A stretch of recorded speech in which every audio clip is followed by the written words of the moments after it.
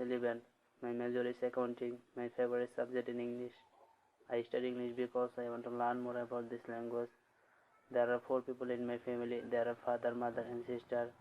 I like reading books, listening to Holy Quran and traveling new places in my free time. That's all about me for the time being. First,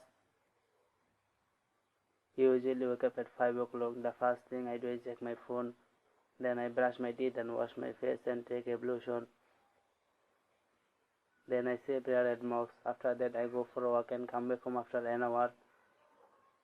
Then I have my breakfast around 8:30 am. After taking my breakfast I study up to 10 am. I have my lunch at 2 pm and take rest for a while. Then in the evening I do my study. I usually have dinner around 10 pm. I usually hit the bed by 11 pm. Thank you all.